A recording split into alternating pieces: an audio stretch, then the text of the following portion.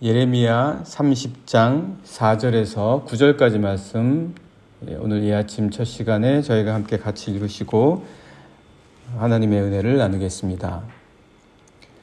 여호와께서 이스라엘과 유다에 대하여 하신 말씀이 이러하니라.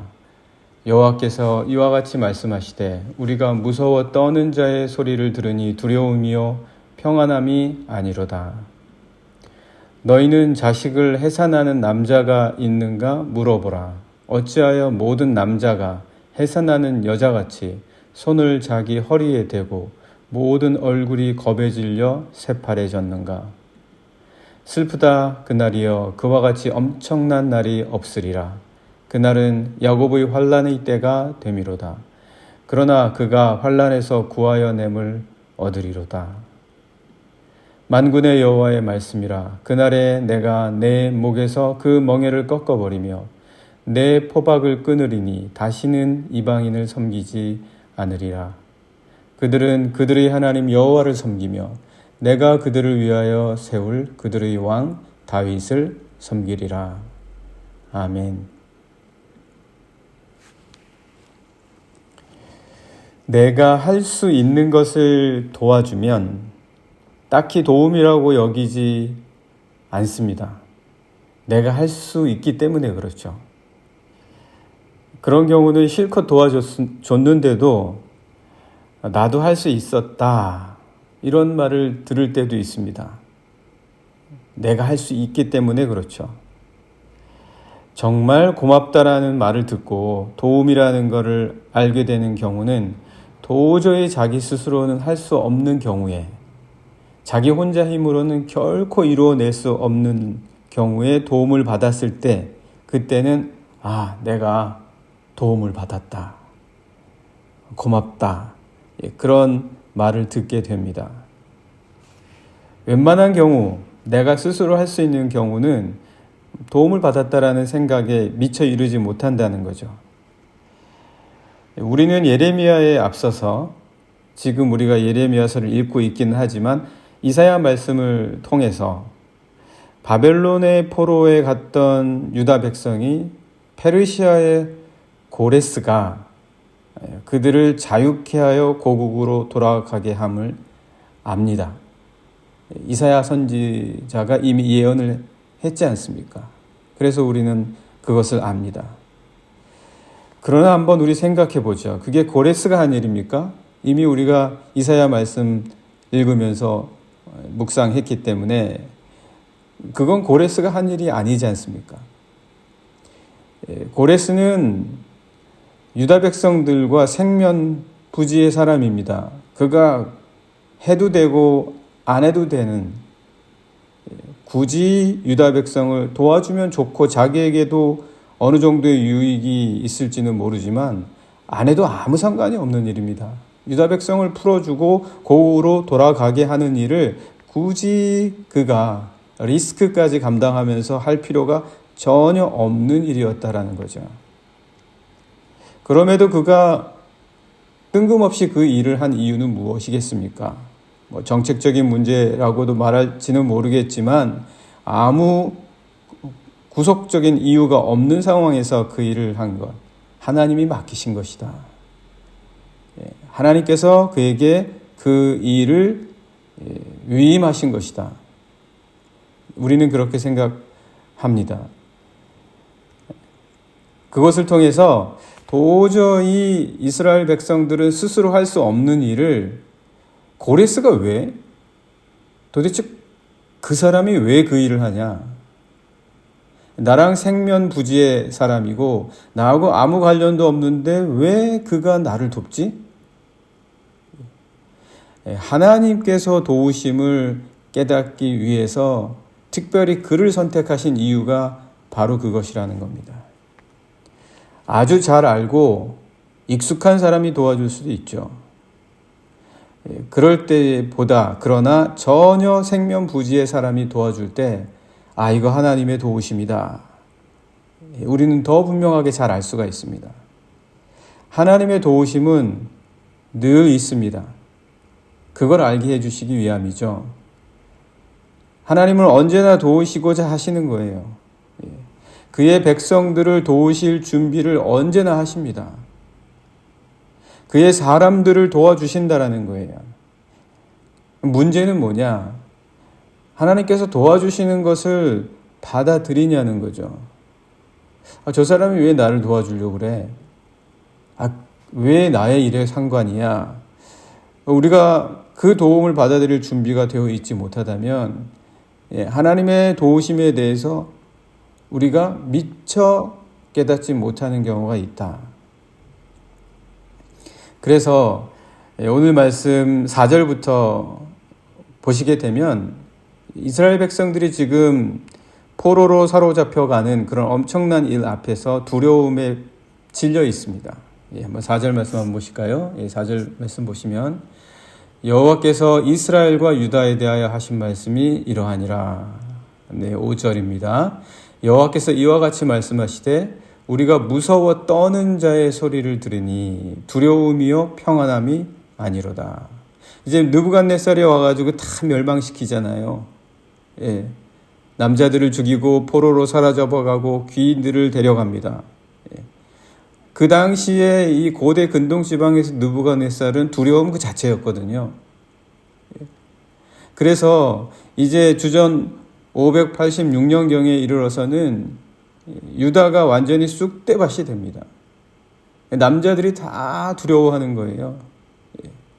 오늘 4절과 5절의 말씀처럼, 그리고 특별히 6절에서 그 남자들이 어떻게 두려워하냐? 남자들이 어떻게 두려워하냐? 6절 말씀 보시면 너희는 자식을 해산하는 남자가 있는가 물어보라. 남자가 해산합니까? 남자가 애를 낳습니까? 무슨 남자가 해산을 해요? 남자가 애를 왜 낳습니까? 그런데 하는 게 꼭 애 낳는 것처럼 그렇게 벌벌벌벌 떨면서 두려워하고 있다라는 거죠. 너희가 애를 낳냐? 애를 낳아본 경험이 있냐? 어떻게 애를 낳는 것처럼 이렇게 벌벌벌벌 떨고 있냐?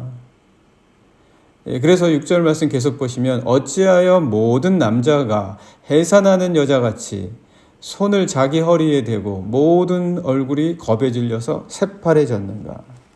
남자들이 다 마치 해산하는 여인처럼 새파랗게 질린다. 평소에는 특히 가부장적인 이 시대였다면 어떻게 남자가 저러는가? 그러지 않겠습니까? 그런데 더 이상 남자가 남자답지 못한 시기가 온다는 거예요. 남자들이 아주 답답해진다는 거죠. 정말 극에 달한 두려운 상황입니다. 진짜 어떻게 할 수 없는 두려운 상황이에요. 그런데 지금까지 4절, 5절, 6절 이렇게 계속 두려워했잖아요. 두려운 상황 이야기했지 않습니까? 심지어 남자가 해산하는 것과 같은 두려움의 이야기를 4절에서부터 6절까지 계속 이야기해 주십니다. 그런데 7절에서 갑자기 그게 딱 끝나는 거예요. 7절의 말씀에서 더 이상 두려움에 대한 이야기가 갑자기 중단됩니다. 아무 이유도 없이. 7절의 말씀 보시면 슬프다 그날이여 그와 같이 엄청난 날이 없으리라. 이런 엄청난 날을 말하고 있지 않습니까?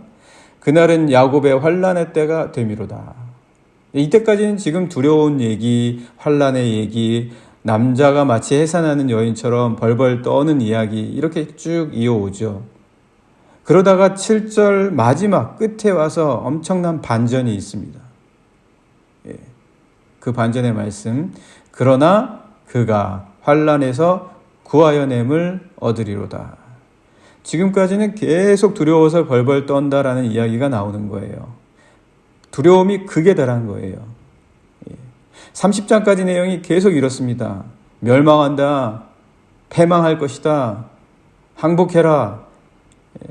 두려워서 새파랗게 질리고 벌벌 떨 것이다. 이렇게 이야기가 나오다가 갑자기 30장 7절의 마지막 부분, 그것도 아주 조그맣게 단지 한 문장, 거기에서부터 완전한 반전이 일어난다는 거예요. 우리의 삶이 달라지는 것도 다르지 않습니다. 우리의 삶이 아주 놀랍게 반전되는 게 아니에요. 어려움에서부터. 아주 작은 변화에서부터 시작된다는 거예요. 아주 엄청나게 큰 기적과 같은 일로부터 우리의 삶이 반전이 일어나는 게 아니에요. 아주 조그마한 변화와 작은 일로부터, 작은 결단에서부터 시작되는 거예요. 그 작은 결단을 근데 못해요. 그 작은 변화를 이루어내지 못해요. 아니, 작고 조그마한 일들은 그만한 중요성을 두지 않아요. 그러나 오늘 이 말씀은 두려움이 극에 달한 상황에서 아주 작은 거에서부터 시작이 된다. 그런 반전은 바로 그러한 일로부터 시작이 된다. 두려움이 극에 달한 유다 백성이 어떻게 구원을 받을 것인지에 대한 어떤 설명도 없습니다. 간략하게, 그러나 명확하게, 아주 짧게, 그러나 그들이 구원을 얻을 것이다. 반전이 어떻게 우리 삶에 일어나는지에 대해서 말씀해 주고 계십니다. 반전은 그런 거예요. 상황이 달라지는 것, 새로움이 오는 것, 출발이 시작되는 것, 무언가 바뀌어지는 것, 바로 그렇게 시작이 된다. 무시할 수 없는 거죠. 그러니까 이것만으로는, 그런데 막상 구원이 오기 전까지는 사실 그들은 이렇게 시작해가지고는 어떤 구원의 가능성도 미처 생각하지 못하는 경우가 많습니다. 여전히 두려워하는 거죠. 여전히 무서워할 따름입니다. 왜 그렇습니까? 하나님이시라면 좀 놀랍게 시작해 주셔야 되는 거 아니에요? 완전하게 박살을 내고 옛날 것들은, 완전히 옛 모습들은 싸그리 없어주시고 새롭게 해주셔야 되지 않습니까? 그래야 확실히 알죠. 하나님이 해주신 것이라는 것을 그래야 알죠. 그래야 내가 미리 준비하죠. 아, 이거 하나님이 역사하시는구나. 그런데 왜 하나님은 이렇게 작게 반전을 설명해 주시고 계시는 거냐는 거예요. 왜 이렇게 아주 짧게 말씀해 주시는 거냐는 거예요. 이것은 하나님이 구원하신다는 것을 알게 하시기 위함이다. 하나님은 그렇게 구원을 알리신다는 겁니다. 하나님의 반전은 그렇게 시작된다는 거예요. 아기가 이 땅 가운데 태어났어요. 한 아기로부터 하나님이 함께 계신다는 것을 알려주세요. 그것도 마구간에서 아주 작게 보잘것없는 반전, 그러나 엄청난, 우리 삶의 엄청난 반전은 아주 작고 보잘것없이 시작이 된다. 뭘 기대합니까? 어떤 변화를 기대합니까? 크고 화려한 변화요? 엄청나게 놀라운 사건으로부터의 변화요? 그게 아니다라는 거예요. 그럼에도 불구하고 하나님의 구원은 대충 일어나지 않습니다. 설렁설렁 일어나지 않아요. 우리가 한 건지 하나님이 하신 건지 구분 안 되게 일어나지 않습니다. 아주 작고 미약하게 시작이 되지만, 그래서 8절에서 하나님께서는 이렇게 그 구원, 작고 미약한 반전에 대해서 이렇게 설명하십니다. 8절 말씀 한번 보실까요? 만군의 여호와의 말씀이라. 그날에 내가 내 목에서 그 멍에를 꺾어버리며 내 포박을 끊으리니 다시는 이방인을 섬기지 않으리라. 하나님께서 이렇게 말씀하시거든요. 한번 생각을 해보세요. 멍에가 목에 걸려 있다라고 생각해 보십시오. 움직일 수는 있겠습니까? 멍에가 목에 걸려 있는데요. 소처럼 멍에를 우리 목에 걸어 놓았다고 생각을 해 보십시오. 꼼짝 못할 겁니다. 온 몸을 포승줄로 꽁꽁 묶어놨다고 생각해 보십시오. 꽁꽁 묶어놨다고 생각해 보십시오. 꼼짝할 수 없는 것 아닙니까? 지금 이런 상황까지 하나님께서는 내버려 두신다는 거예요. 지금 유다 백성들이 이렇게 되어 있는 거예요. 끌려가기 위해서. 그러면 하나님이시라면 이런 일이 있기 전에 구해 주셔야죠. 이런 일이 있기 전에 구해 주셔야죠. 하나님이시라면 이렇게 꽁꽁 묶이고 꼼짝할 수 없을 정도까지 왜 내버려 두십니까? 하나님은? 하나님이시라면서요. 그런데 하나님께서는 자꾸 미약하게 하실 뿐만 아니라 꼼짝할 수 없는 상황까지 가서야 구원해 주신다. 정말 어떤 것도 할 수 없는 상황이 돼서야 구원해 주신다. 아니 먼저 멍에를 목에 걸기 전에 구원해 주시는 게 낫지 않습니까? 온 몸을 포박하려고 포승줄을 갖다 대기 전에 우리를 구원해 주시면 안 됩니까? 물론 그런 경우가 없겠습니까? 하지만 유다 백성들의 경우에는 그렇지가 않네요. 보니까.